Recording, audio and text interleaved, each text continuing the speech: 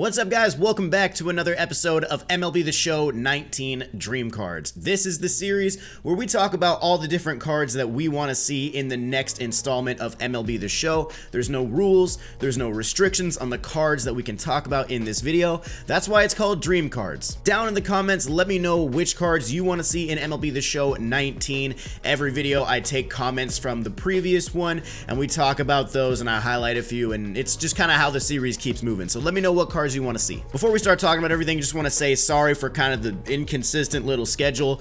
This series usually comes out on Tuesdays, but the last two Tuesdays were both holidays. You had Christmas and New Year's, and there was just a lot going on. I just couldn't really find the time to get these videos out on the proper day. So you're getting it on Thursday now. It might stay on Thursday. It might go back to Tuesday. I don't know. We'll just have to wait and see for the next episode. But sorry for the delay. We're back on the series though. All right, so you guys left a ton of comments in the last video about which cards you want to see in next year's game, and there are some in this video that I'm going to talk about that I think are just going to be super cool if they actually make their way into the game, particularly because we have seen at least one of these cards in previous versions of the game. We're going to start it off by talking about the Legend Hitter. Remember, in every video I do a Legend Hitter and a Legend Pitcher, and then a Flashback Hitter and a Flashback Pitcher. So there's 4 different cards, 2 Legends, 2 Flashbacks. The Legend Hitter that I saw a lot of comments for, and the more I thought about it, I was just like, we need to have this guy in the game, is Josh Hamilton. Now, Josh Hamilton has had a pretty well-known story throughout his big league career. He's pretty much retired now.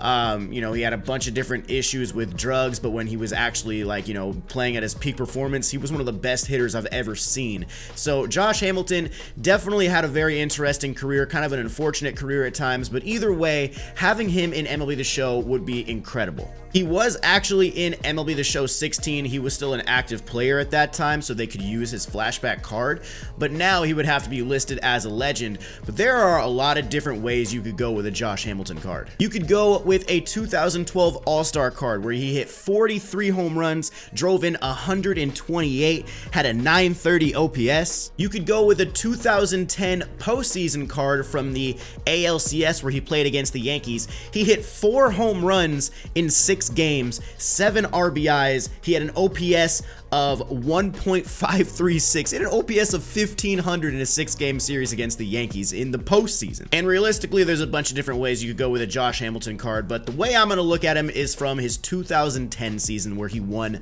the MVP in the American League. In 2010, Josh Hamilton hit 359 with a 411 on base. He had a 633 slugging and a 1.044 OPS. He had 32 bombs, 100 runs batted in, 40 doubles, so this guy was just slugging left and right. He, of course, was the MVP that year. He was also an All-Star. He won the Silver Slugger. He led the American League in WAR, average, slugging, and OPS. So he led the league in many different categories. And Josh Hamilton, like I said, when you saw this guy play, when you saw what he was physically capable of doing when he was on his game and he was focused and locked in, he was one of the most fun players to watch. You know how SportsCenter, all they talk about is like LeBron and Tom Brady and stuff like that? Josh Hamilton is that guy for baseball when he was at his peak. 2010, 2011, baseball was a lot of fun to watch because Josh Hamilton was the most enjoyable player to watch. Now you got guys like Bryce Harper and Mike Trout, but there was just something special about Josh Hamilton, especially that home run derby performance as well at Yankee Stadium. Like, he is just that name that everybody knows, that everybody is familiar with, and he just brings a lot of attention and a lot of energy to the game. So having him in the show 19 would be incredible. I would love to see him. Like I said, I would base it off his 2010 MVP season, so he would get a hardware card. I have him listed, I think, as a 99 overall diamond right here. Don't pay too much attention to the ratings again, guys. They're literally just there because I was able to make the card look good with those ratings on it. So if you're worried that a guy might be rated too high or too low, don't like look too far into that in these videos. They're just literally there for an aesthetic purpose. So yes, Josh Hamilton will be the Legend Hitter for this week's video. I think it'd be great to have him back in the game. All right, now let's go ahead and jump into the Flashback Pitcher of the week, and this one, this is kind of my pick. I went a little selfish on this one because I think this one would be really cool to see. And one reason I really want to see this guy is because if you look at MLB The Show 18 and you look at the content that we got, there are the different tiers, right? You got the rookie cards, the breakout cards, the impact veteran, all-star, hardware, postseason, blah blah blah. You know what I'm saying? All of the rookie cards really weren't very good. I don't know what it was. There just really wasn't any good rookie cards in there. And I think next year there should be some diamond rookie cards. That is why I would love to see a 2018 Walker Buehler rookie flashback. I would love to see him in the game. And I think if he is in the game, he would be a diamond. But you talk about Walker Buehler's 2018 season with the Dodgers, definitely a great rookie year. He finished third in the Rookie of the Year voting. The only reason he didn't win Rookie of the Year is because Juan Soto and Ronald Acuna Jr. had like historic rookie seasons, and they were neck and neck, so you had to kind of give it to them over Walker Buehler. But Walker Buehler was so instrumental in the Dodgers' late season push to make the playoffs. He was the guy they could rely on, and they have Clayton Kershaw in that rotation as well. I mean, when you are relying on Walker Buehler and you have Clayton Kershaw, that's a lot of praise for a rookie. But I mean, you look at his 2018 season overall: 2.62 ERA, 137 innings pitched, 151 strikeouts to only 37 walks, a 0.961 whip, 6.2 hits per nine, 9.9 strikeouts per nine. Like I said, third place in the Rookie of the Year voting. This guy would be a great rookie card to have. Now, I understand that if a guy wins Rookie of the Year, that technically counts as something towards a hardware card. But I mean, let's say you wanted to bring in a 2018 Juan Soto to the MLB The Show 19 game. Like, what is that Juan Soto going to be? He's got to be a diamond, right? I mean, you give him a rookie card, but he can't be a gold. Juan Soto can't be a gold with that rookie season if you're basing it just off that. So I think we need more really strong rookie cards in the game next year.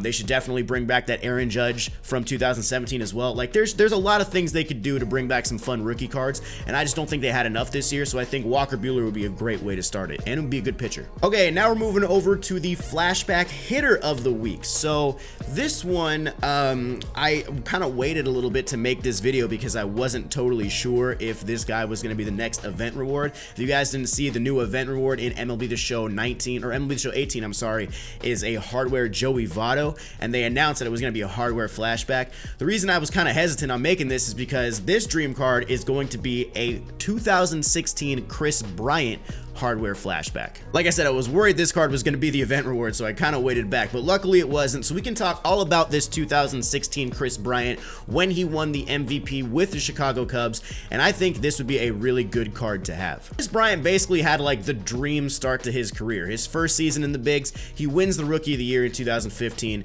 2016 comes around, he wins MVP and he wins the World Series. Like, how much accomplishment do you need in your first two like freaking seasons of professional baseball? That's incredible. But you look at that 2016 season from Chris Bryant, and it's pretty clear why he won MVP. 292 average, 385 on base, 554 slugging, a 939 OPS. He had 39 home runs, 102 RBIs, 35 doubles. He was, of course, an all-star. Like I said, he was an MVP. He led the league in WAR, and he led the league in runs as well. I honestly find it hard to believe that we haven't even seen the flashback Chris Bryant, the 2016 card, in MLB The Show 18 at this point. Like, it's crazy to me that that card is not in there. That just seems kind of like a gimme card, similar to the flashback Bumgarner from the postseason. Like, where's the flashback Bumgarner? Where's the flashback Chris Bryant? Like, I feel like those cards would definitely be solid in this year's game, but we don't have them, so that's why we're talking about them in dream cards. We did get a flashback Chris Bryant in MLB The Show 17. I'm pretty sure that was his rookie card. I think it was a gold, if I'm not mistaken. It was a pretty high gold, and that's fine. But this 2016 hardware Chris Bryant would definitely be a better overall card in almost every way, and I think we could use another diamond Chris Bryant and another good third baseman. So Chris Bryant, 2016 flashback hardware, would love to see him in MLB The Show 19. And last but not least, the next legend we have to talk about, a new legend. This is another pitcher, and surprisingly, this guy is also going to be on the Dodgers. The Dodgers have a pretty rich history with their pitchers, you know, Oral Hershiser, Fernando back in the day, you know.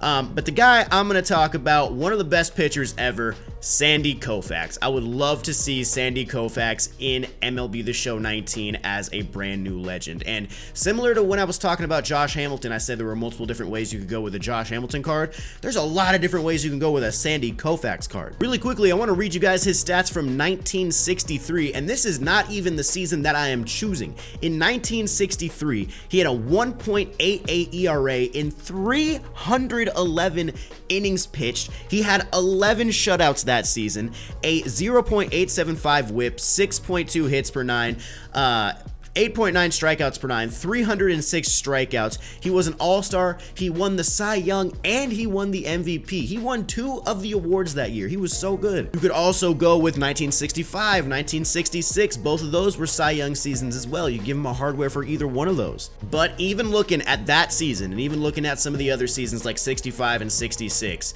if I were to give Sandy Koufax a card in MLB The Show 19, it would be a 1963 postseason card for his World Series MVP performance in that series. You guys think Madison Bumgarner is one of the best postseason pitchers ever? Listen to this performance. So he threw 24 innings in that World Series. He started 3 games. He had a 0.38 ERA in those 3 games, 29 strikeouts, 5 walks. He only gave up 1 earned run in 24 innings in the World Series. He had a 10.9 strikeouts per nine, 0.750 whip, and out of the 3 games he started, 2 of those were complete game shutouts. Remember, this is the World Series. This is the biggest stage in baseball, and he pitched arguably one of the greatest World Series of all time. So Sandy Koufax, a postseason card, that is where I think he would be the best in the show 19. I really think the show needs some better pitchers next year. Part of that was because the meta for the show 18 really was kind of weird this year. So I think if you have a lot more deceptive, a lot more overpowering pitchers, the game I think would be a little bit more balanced. And I really hope that Sandy Koufax is a brand new legend that comes into the game. He would be one of the best pitchers in the game. He'd be so difficult to hit. He'd be so much fun to use. He would be a truly rewarding card to have on your squad. I really hope he makes his way into the show 19 next year. So guys, that is it for this week's episode of MLB The Show 19 Dream Cards. If you guys have cards that weren't talked about in this video, feel free to leave your suggestions down in the comments and I'll highlight a few in next week's video. But hopefully you guys enjoyed it regardless. Drop a thumbs up on it if you did. Subscribe to keep up with all the MLB The Show 19 information as it starts to come out. Thank you guys for watching. I'll see you in the next one. Peace.